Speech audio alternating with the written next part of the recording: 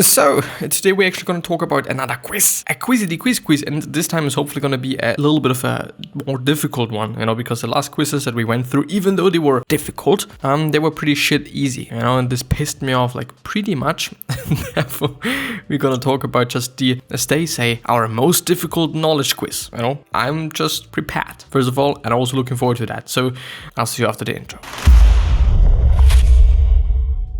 As always, as every day. And I hope, by the way, that the noise is not too loud because it's closer to me so that I can do this and that and this and that and this and that. And also that is a little bit more interesting, I at least hope. And that I don't have to just stretch myself like a kilometer or a mile to just reach my fucking PC. So, yeah. So, as you can see now in the background, or let's actually call it on the left side of the screen, I am actually a little bit small. I gotta have to say that. Let's make myself a little bigger. So as you can see, we are once again on the howstuffworks.com site or play.howstuffworks.com. The link is gonna be, as always, down in the description to this exact quiz. So if you also want to take it afterwards, even though it doesn't make any fucking sense if you do so, because you probably then already know the answers, then you can do that, even though, like as I said, it doesn't make any fucking sense. But anyway, let's actually head right through it. I'm also gonna read this little bit there, even though most often it is quite of an unnecessary thing. But anyway, Why do we humans love to test our knowledge so much? Since time immemorial, stories have been told of heroes who had to solve riddles to win to win wealth or glory, or sometimes just to survive. For example, we offer these things a mythical creature that posed difficult questions to humans and ate them if they couldn't answer properly. Yes, this is a thing. Or consider Samson. In the Bible, he called the Philistines with the riddle about the honey and the lion. Out of the eater something to eat, out of the strong something sweet. Unfortunately for Samson, the Philistines had outside help. This treacherous wife gave them the answer, or his treacheress. I think it's called treacherous. I'm actually not quite sure about that. Wife gave him the answer. So the first question is, what color do about 75% of national flags contain? The answers are blue, red, green, and yellow.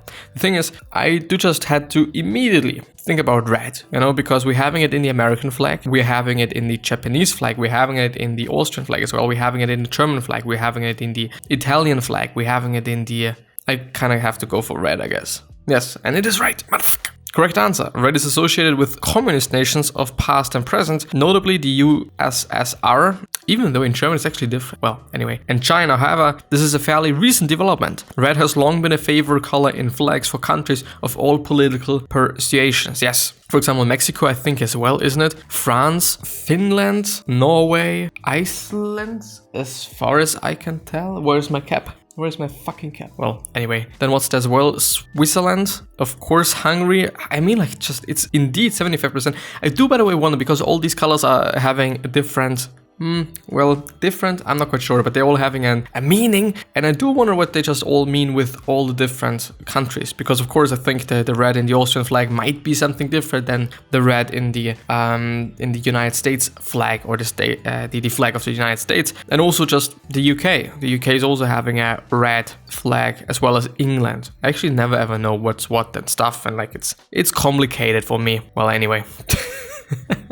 From 1990 to 1933, the Weimar Republic was the government of what nation?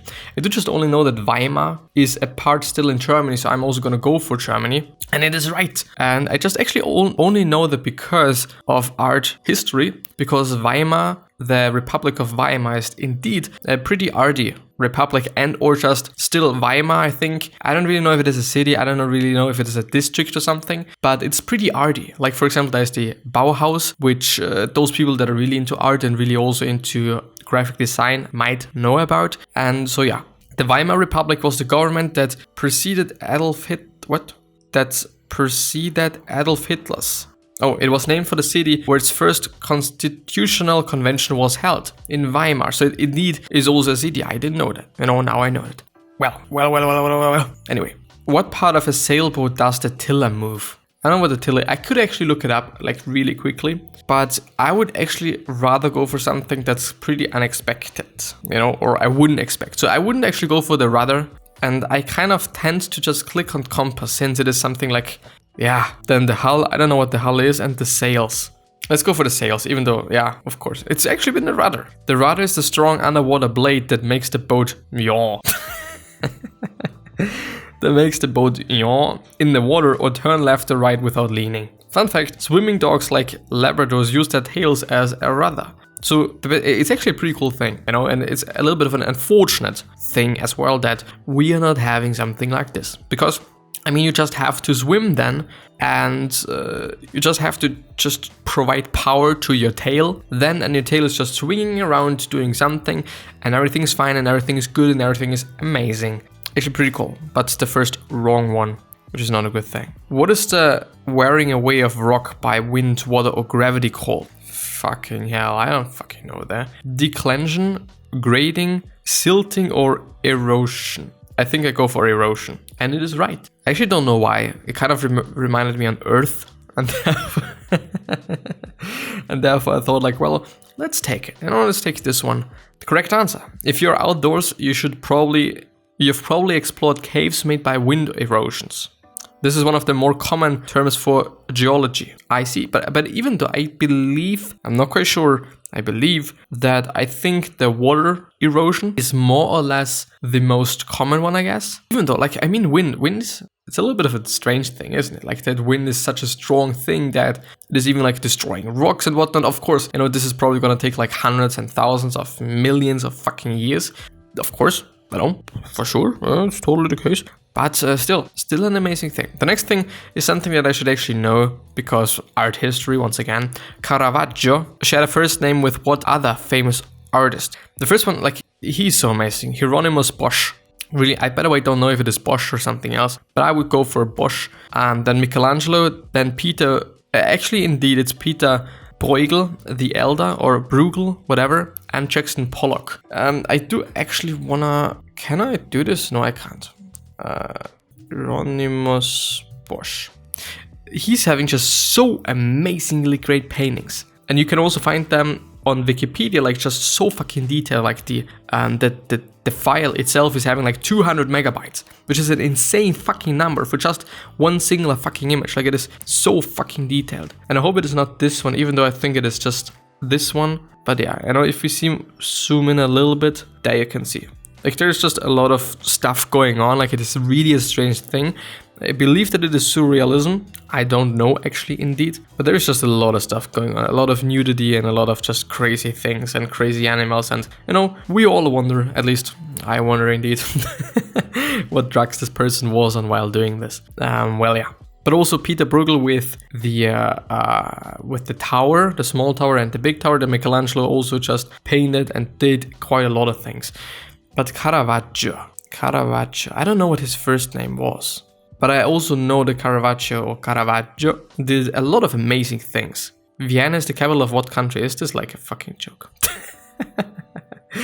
So Caravaggio, let's actually go for Michelangelo, even though I'm not quite sure about this. Peter Bruegel, actually no. Jackson Pollock, no. Hieronymus, actually no. I would just say Michelangelo. The Sistine Chapel in, I think, Rome, if I'm not quite unsure, painters. The full name was Michelangelo di Lodovico Buonarroti Simoni. It's no wonder we just call him Michelangelo. Meanwhile, Michelangelo Merisi da Caravaggio is also known by Caravaggio. So it also makes it a little bit more easy, I think. So Vienna is the capital of what country? I assume that it is Austria. Classical music lovers flock to Vienna to see the city where Mozart, Liszt, Beethoven, Strauss and more lived and worked. Vienna is also the city that gave the world Sigmund Freud, yes. Though not everyone would thank the Austrian capital for that. Yeah, because I believe that he was also working in, not only in Vienna, even though I think it's been a big part. Well, anyway. Seismology is the study of what? Earthquakes, gems, extinct animals, clouds. I would say earthquakes.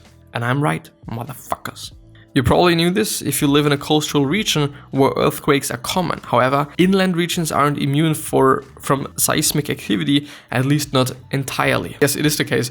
Even, like, I think it's kind of maybe been a year ago or something, we've also had some earthquakes, or at least one. I do remember one, and it's been a really fucked up shit. Like, I've been in my bed, and suddenly everything was kind of strange. I woke up and thought, well, it's been an earthquake. And then I went to sleep once again. And the next day, everyone was like, ugh, did you just notice the earthquake? Some people were, of course, like, no, I don't get anything. Some people were like, ugh, it is so amazing. It's so strange, I thought I'd die and stuff like this. And of course, like, I mean, it's been a little bit. You can't compare that to something else that's just way more and just way whatever. Like, of course, but of course, like, it is a strange thing and a dangerous thing and something that we should all be having a look at if we are living in certain areas that are maybe indeed a little tiny bit more like unsafe. Let's go. English top. And which of these was the first actor to be paid $1 million for a role for Bridge on the River Kwai, or however it is pronounced? John Wayne, James Stewart, William Holden, Gary Cooper. The funny thing is, it's only men. That's something to think about. Gary Cooper. I don't know who Gary Cooper is. I just only know John Wayne, so I'm gonna go for John Wayne. It's actually William Holden. Holden holds this distinction. If you knew this, you're likely to also know that Elizabeth Taylor was the first woman to be paid the same amount for Cleopatra. Which, by the way, I mean, of course, there's going to be a lot of people saying like, ugh, it is so much, those people just don't do anything. They just memorize a little bit of text and then that's quite it. Then they play a role and whatnot. But I do kind of think that it is indeed some work, especially if you do just have to make a body transformation, have to have a body transformation. This is also another stress factor. On the other hand, it is probably a pretty nice job to do. It's probably one of the more beautiful things to do and whatnot. But I, by the way, wonder how much they get paid nowadays. Like if it is more, if it is less, if it is kind of the same thing. I do assume that it is more. That there's actually quite a lot of money in these movies, especially in this just XXX titles. Like, I don't know, Fast and Furious and whatnot. Like there's gonna be a lot of that stuff. Which of these is not one of the Earth's layers? I mean, if you think about it, the core, is it a layer? I mean, core is core. Crust is definitely one. Mantle is definitely also one. Terrestrial. I would actually say core because why is this a layer? It's not a layer. The core is the core. Doesn't make any fucking sense. Geologists roughly divide the Earth into core, mantle, and crust. Yeah, but even though. I mean, it is a layer. Kind of. But, not for me, kind of. Earth, so core, mantle, and crust going from center to exterior. Terrestrial isn't part of that system, though we think it would make a good name for a country in a fantasy paperback. Terraria, if you know that, give yourself a pat on the back or something. What body of water did the Romans call Mare Nostrum? La Mare Nostrum. I don't know. Nostrum is like just our. No, I don't want to look it up. The Mediterranean Sea, the Atlantic Sea. I would go for the Mediterranean. Yeah. Yes, it's right. Mare Nostrum means our sea. I'm just so fucking good. A little bit of Italian that I've had in school, like just such a tiny bit, and I've forgotten quite everything, and I can't say anything but la mia mamma è una persona molto gentile. This is the only thing that I can say. And grazie and mille grazie and ciao and prego and all those things. Like there's a few things, but I've just forgotten like just the majority of things, And piano being like I don't actually know what this is called in English. Fuck, man. Piano, first of all, is the plate as far as I know, but it is also like you having if you're just in a house, then you go into the house, this is called a certain way or a certain name. Then if you go up the stairs, this is also called a certain thing. It's like etage, first etage, second etage, could actually be the case, I don't know. Which of these is the hardest mineral on Earth? Diamond, lead, titanium, and silver. The problem that I'm having is, I don't actually know if diamond is less. I would say diamond. Yeah, but it's, I thought that titanium might also be, like it of course is a pretty tough one as well. Like indeed, but yeah. Despite the Sia song, titanium is not the hardest metal on Earth or on a planet. Fun fact, diamonds became popular for engagement rings because they were hard enough to stand up to daily wear, even during housework. It doesn't have anything to do with their value. Diamond is actually rather common. Is it? I mean, it's just actually a pretty tough thing, Might also be one of the reasons why there's a little bit more of an expensive thing, that besides the whole fact that there is a lot of people that want to have diamonds, and if there is a lot of, I forgot the name or the word, fuck man. there is like if there is a lot of people that want to buy that, then it's naturally gonna be more expensive because economy, because things are how they are. So this might be a reason, and the second reason I guess is because we are not having that many diamonds. Even though I wonder, and I also believe that we are just we are extruding probably like thousands of tons each fucking year out of the earth into our greedy fucking thingers. And third of all, because it just takes proper tools and probably pretty expensive tools, and they're also probably going to break down relatively quickly since the diamond is so hard and stuff. But yeah, I believe. I don't actually know. Crepuscular animal becomes active at what time? Crepuscular, dawn, midday, dusk, late night. Crepuscular. What is creep?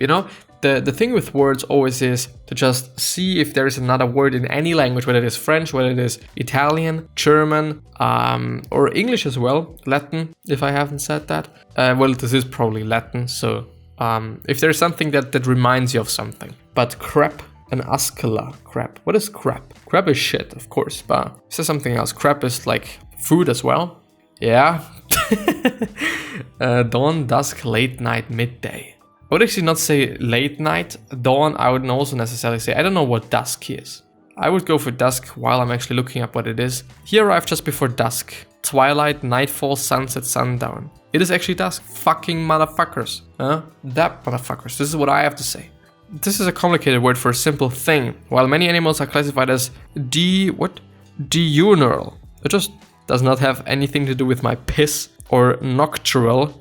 A crepuscular animal comes out to hunt or graze at twilight. Did you see Twilight? Which fantasy hero might you find in Diagon Alley? Percy Jackson, Katniss Everdeen, Harry Potter, or Tris Pryor? The funny thing is, I've fortunately seen all those movies. I've actually always liked Percy Jackson. I've read the books, not all of them. I think 2 or something, and I've really liked them.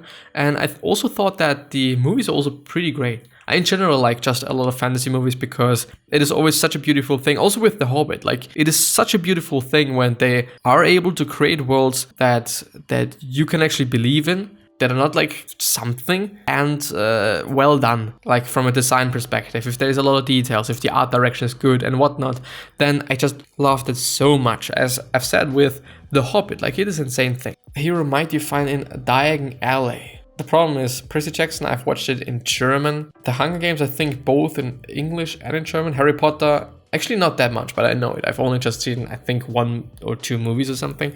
I would go for Harry Potter. Motherfucker!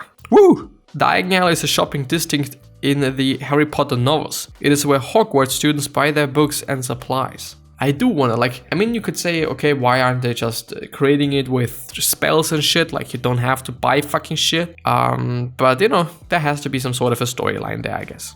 Which of these authors created Cthulhu and Yog-Sothoth? I don't know who Yog-Sothoth is indeed, but I actually want to look it up. Look up Yog-Sothoth. No results found. Thank you, motherfucker.